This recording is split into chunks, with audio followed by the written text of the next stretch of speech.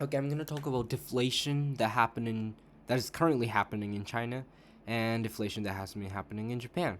Deflation is such an interesting topic. It's my favorite topic. Uh, it is a unique phenomenon. It doesn't happen everywhere. We probably hear the word inflation more often than deflation. Deflation is the opposite of inflation, the price going down. So the definition is deflation refers to decline in general price level of goods and services over time in the economy. So remember, okay, let's say you have, I don't know, it's not about a specific good or service, it's about general price level. It includes all the goods and services, and then we look at the price and how it fluctuates over time. And if it increases, that's inflation. If it decreases, that's deflation. Yeah. So just because, let's say, I don't know, you like gummy bears, and you go to the same shops like a few days later and you realize the price has gone down a bit, that doesn't mean deflation. Like we don't call that deflation. Deflation is only deflation when the price level of price level in the entire economy, including all goods and services produced and consumed, has gone down. So how do we measure inflation rate, right? We measure inflation rate, so that's why we can determine whether if it's negative or positive. uh, there are two ways to do this. We either use GDP deflator or CPI, and both of them are similar but slightly different. Both of them are price index. It's an index, so it allows us to find out what's the price index for each year. Maybe in 2020 was, let's say, it was 100, but next year was 103. That's 3% inflation, something like that. GDP deflator formula is this: nominal GDP divided by real GDP. Okay, so nominal GDP is um, it's looking at the actual price that you see in the shops. But real GDP, uh, we choose a base year and we use the price of that base year when we look at different years, right? If we decide base year as 2010, so the price of porks, price of noodles, price of movies, price of haircuts in 2010 are going to be applied, and we take note of that, and we apply this when we find the real GDP of, let's say, 2020, right? In 2020, the price of haircut, okay, let's say 2022 price of haircut, price of pork, price of noodles, all these things has probably gone up a bit in Japan. Uh, However, we don't use the price in 2022. We still use the price that we collected in 2010. That's how we find the real GDP. And GDP is a gross domestic product. It's total value of all final goods and services produced in the economy. So we look at those different services and goods produced in the economy, and we add them up. We add them up, but we don't use the price of that year. We apply the price that we collected from the base year, which is 2010 in this case. In my example, it can be anything. Yes, and then we multiply that with 100, right? So the price index, GDP deflator of the base year, should always be 100, because nominal GDP and real GDP in the base year should be same. In the different year, it's probably going to be higher than 100, or it could be lower than 100, depending on what's happening. Or we can use CPI. CPI is basically a price index that uses. So we basically make a consumer basket, right? Basket of goods and services that typical household would spend on, and we compare the price in different year, right? Maybe in 2010 it was, let's say, $200. 200, let's say, I don't know, 2,000 yen. The year after it was 2,100 yen, and in that case, uh, again we use the base year, uh, and we divide each of these prices with the base year price. So in the base year, CPI would again be 100, but in a different year, it would either be higher than or lower than 100 if price has changed. If price hasn't changed, it would continue to be 100. It's very similar idea, very similar ideas, and then we go to the next step, which is define percentage change. That percentage change is the inflation rate. So inflation rate equals price index of the target year, the year that you want to investigate in, right? You want to know if you want to know the inflation rate in 2019, you use the price index, either GDP deflator or CPI from 20. Sorry, did I say 2018? Yeah, 2018. And then you subtract that with the price index of the previous year, so 2017, and you're gonna find the difference, and you're gonna divide the difference with the original year or previous year, and then multiply with 100. So that's gonna give you 3% or 4% or 5% inflation rate. Maybe it can be negative. If it's negative, that means deflation has taken place. A lot of people wonder which one should we use, right? And what's the difference? It is different. Consumer price index only include consumer goods and services that consumers would buy. It doesn't, for example, look at the price of goods and services that firms buy or government buys, right? For example, government buys so many things. Government buys a bunch of weapons. The CPI doesn't include the price of weapons, missiles, things like that, because what kind of household spend their money and buy missiles, right? That's insane. They don't do that. We only look at what's in the basket, and we make the basket by ourselves. It probably has rent, because a lot of people pay rent, or housing price, or it definitely includes a lot of grocery. It probably has noodles, rice, vegetables, all these typical food that average consumers or typical consumers household in Japan buys, or in the US, or in any country, in China. Yes, and it probably has devices these days. It used to not have it, I guess, like 30 years ago, 20 years ago. But right now, what kind of household doesn't spend on devices, whether if it's smartphones, PC, laptop, iPad, things like that. So some part of it is that.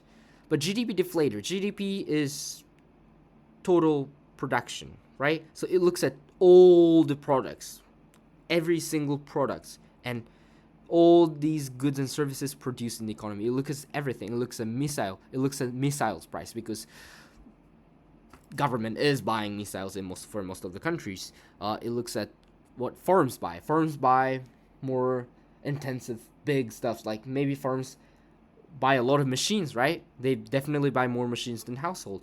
They buy a lot of machines or factories or buildings that household might not necessarily buy. We look at those things too. So GDP deflator looks at all the goods and services produced in the economy. CPI only looks at what consumers would typically buy. Another notable difference is that GDP deflator doesn't consider the price of imports, because GDP measures how much the economy has produced, not how much the other economy has produced, right? If it's GDP of Japan obviously doesn't consider what's the production that has taken place in China, in the US, in Europe, in Southeast Asia, wherever it happens. It doesn't include that, because that's not our production. So GDP deflator therefore do not take into account the change in price of imports. So if import prices has gone up, that doesn't change GDP deflator as price index. It's gonna stay the same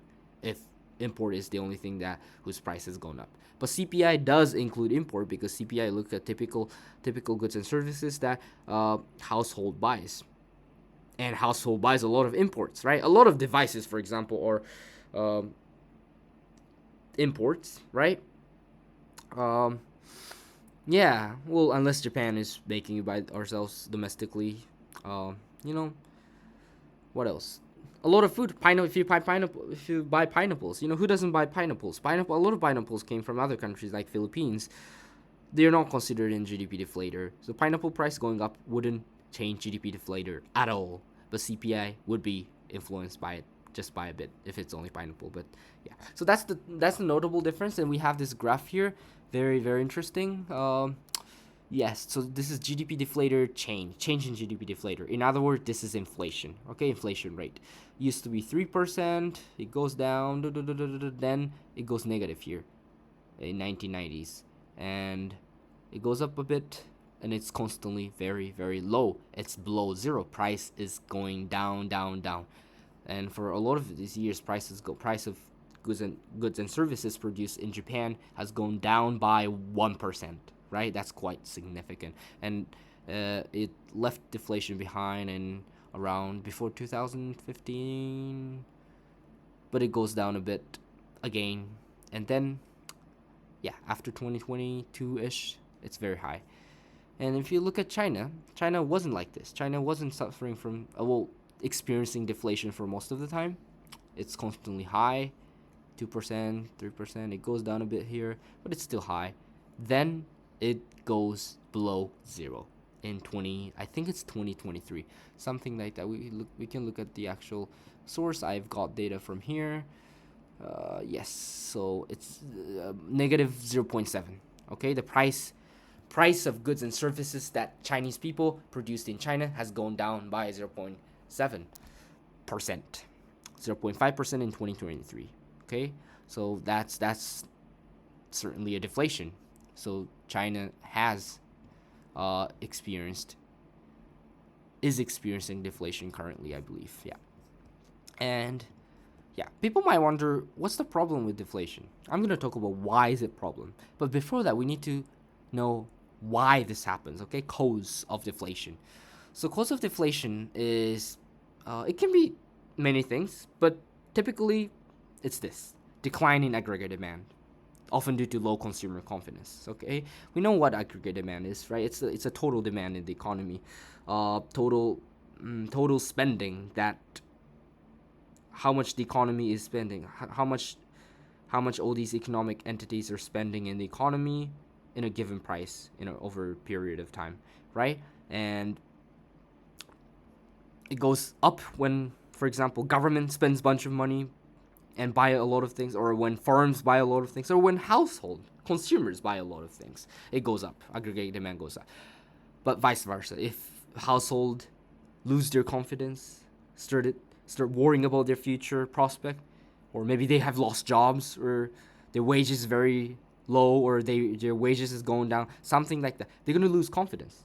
If they lose confidence, they're not gonna buy a bunch of stuffs. They're not gonna go shopping every day. They're not gonna go to leisure, shopping, travel, things like that. They're gonna defer that.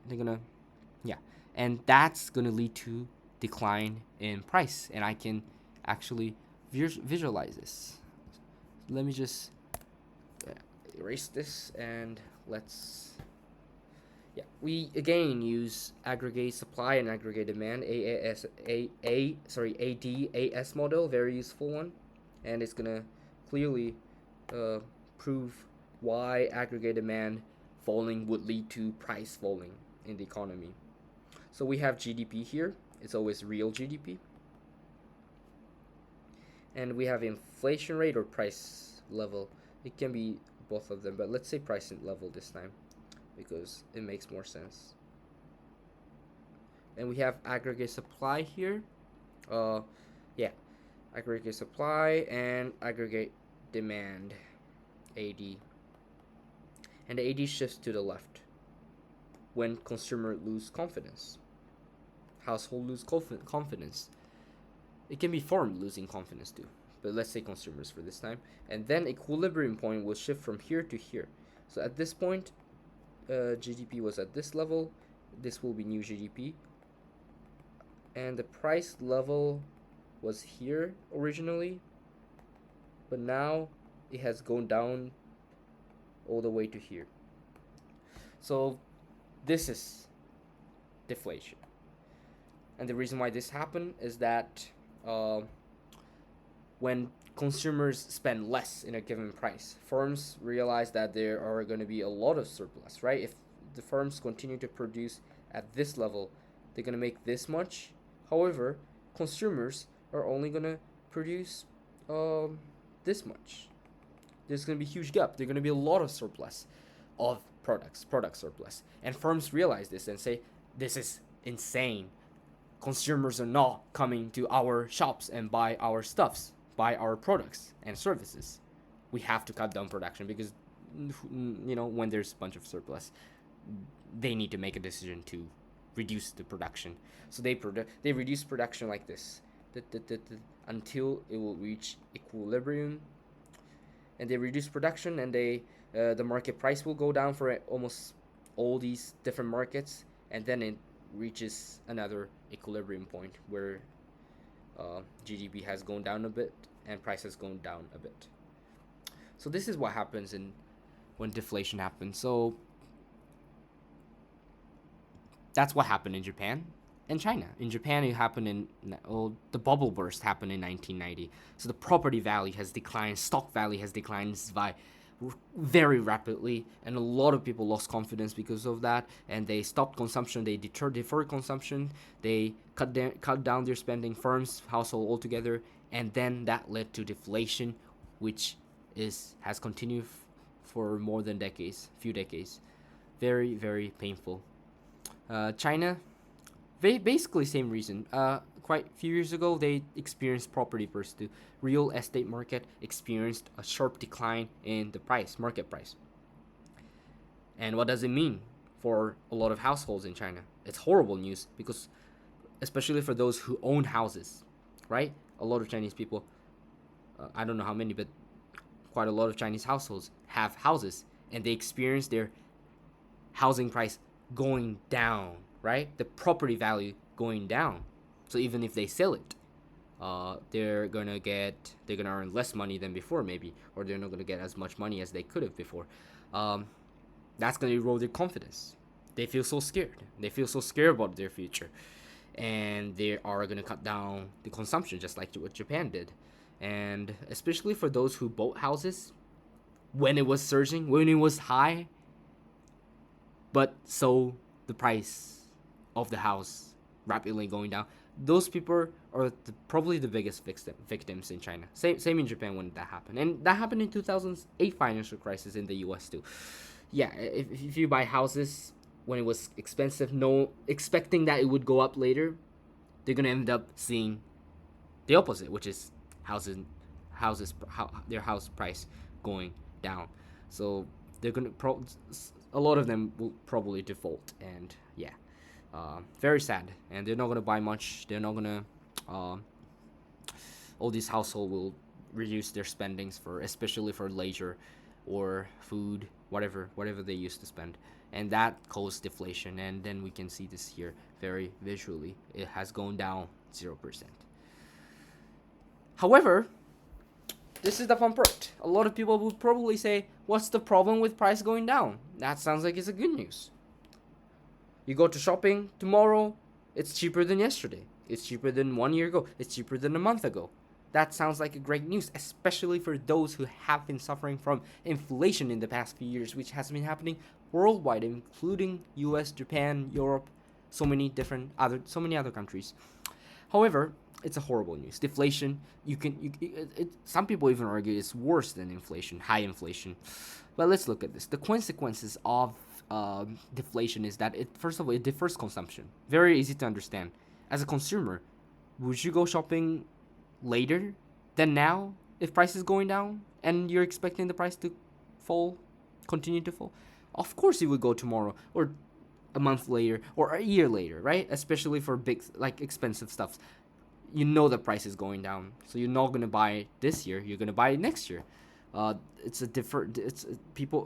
Households are deferring their consumption, and as you can easily tell, that will further decrease the aggregate demand. The aggregate demand will fall further. In the in the diagram, it will shift to the left, which decreases GDP. So it's kind of like a recession, or even if it's not a recession, it's going to be sluggish growth, or it can be recession. The GDP can actually shrink because of this. Deflation, defer consumption by household, worsening GDP growth, and it can even cause recession. And it does. And recession or sluggish growth means it's a bad news for employees too, right? Labor force, people who are willing to work.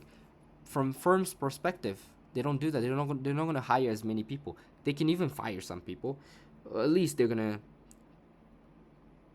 gonna employ as many people as before, because the price of goods and services that they're producing is going down. They're getting less revenue. They know that consumers are not going to their shops to buy their goods and services. There's business lose confidence. Business don't want to hire that many people because they don't need to produce as much. They can't produce as much when people are not buying. So it can have a bad impact on employment too. And we have some evidence of, for example, GDP growth. This one, right? We compared two different countries. In this case, it's Japan and United States. United States having consistently having inflation. Uh, we don't have that many years in the U.S. that many times in the U.S. that has a where we can observe deflation. It's always inflation, and ever since deflation has started in Japan, GDP growth is like sometimes negative, sometimes 2.6, 1, it goes down again to negative GDP growth, which is really bad. Yeah, something like this. So it's constantly around 1%, right? Sometimes it's even below that. Sometimes it reaches 2%. But the US, this green one, look at this. It's constantly 4%, 3%, 4, 3. It's around 4 or it's around 3. Sometimes it goes down, but that's still 1, right? Not horrible. It only goes negative in Great Recession for obvious reasons, but Japan has suffered even more. Yeah. So we can tell the GDP growth is very sluggish in Japan, and that is quite easy to understand when we know that AD is going to the left, or at least not going to the right as much as what other countries experience. So if defers consumption, deflation defers consumption, and deferring consumption means lower aggregate demand, which prevents the economy from growing, and it can even cause high unemployment in some cases. Japan hasn't suffered much of a high unemployment. However, a lot of people know that they struggle to find jobs in their first year after graduation from university in Japan, especially in 1990s. Uh, but China shows some evidence of that too. This is China, I think. Yeah, unemployment rate in China, especially youth unemployment, is quite high, and it has gone up from before. So you could argue there's some correlation to that. There's some um, causal relationship between those two. And it's not only that. Another problem is long-term issues, which is real value of deflation. Basically, increases real value of debt. Imagine you've borrowed money from someone, right? Let's say you've borrowed 10,000 yen. Sorry, let's say dollars, like $10,000 from your family or from your parents. You need to pay back over time, right? Forget about interest rate. You just need to pay back the principal, right?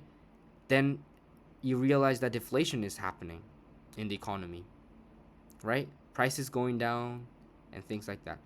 The value of that debt will increase because you're not going to get as much income or revenue, right? When prices going down, your income doesn't go up because firms are getting the one who's receiving that prices as in the form of revenue, and if price is going down, the revenue will go down over time, so income will probably go down too. That's a horrible news. The real value of debt for anyone increases, and imagine who's the active debtors in the economy. Who borrows money? Who borrows so much money? You might think it's you. No, it's not necessarily household. Well, it can be household. However, the active economic entities that constantly borrow money is firms, right? Firms probably originally don't have much money, but they borrow a bunch of money from the banks and then make an investment, right? Buy a factory, make a factory, or make a system, and then it starts operations, and they can make profits, and they pay back the debt, right? But imagine the economy where prices going down. Those firms won't uh, get much revenue. Their revenue shrinks over time, or at least it doesn't expand over time. But for debt, you still have to pay back the fixed amount over time. So you're gonna struggle to pay back the debt. The real value of debt increases as deflation happens, and a lot of firms will suffer from this. And a lot of new firms or existing firms realize that getting debt is a bad idea when economy is suffering from deflation, because price goes up. Whatever the goods and services that they produce, the price of those things will go down over time. Well, it depends. Like, there might be some market where whose goods and services have like gonna have growing demand. So we can't definitively say that, but it's gonna give the signs to the firms that um, borrowing bunch of money isn't a good idea, right? And what's gonna happen when firms don't borrow money? Lower investment, right? It disincentivize investment. Investment. A lot of people misunderstand what investment is, but investment is spending by firms to buy uh, factors of productions, whatever the tools that helps them production, right? It can be buying factories, it can be buying buildings for their office, it can be buying um, machines, bakers buying bakery machines, ovens. That's investment. Or buying new technology, buying computers for their business operation, whatever. That's investment, right? And when economy doesn't invest for a long time, like what Japan suffer, it's constantly suffering from deflation, right? Um, the firms would not have incentive to invest, and when they don't invest, we're not going to have long-term growth. The investment is what makes the long-term growth, right? uh, yeah, let me draw this. We all know that economy generally keeps expanding unless there's horrible things happening. Economy expands something like this, and there is up and down, but it will generally increase real GDP over time. And why is it like this? Why is it like why does it keep expanding, right? It is because of investment made by firms. Sometimes there's new technology invented, but when there's new technology invented, firms have to buy those things and actually implement, update, and put it in their operation. So that's how they can expand their production. So that's why GDP tend to increase like this. This is long-term growth. However, economy like Japan, firms wouldn't invest much because of the increasing debt. But not only that, just like how household defer their consumption, firms also defer their consumptions. Oh, investment defers their spending, which is investment, when goods and services that they would buy, especially goods, I would say, are falling. The price of producer goods are falling when deflation happens, right? That's gonna defer investment, and this is a serious issue in China. The deflation of producer goods like machines or technology, or those things that firms tend to buy, the price of those goods are falling faster than consumer goods.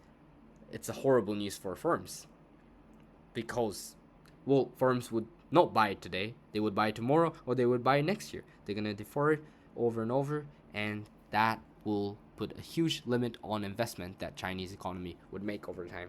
So U.S. economy would probably go like this.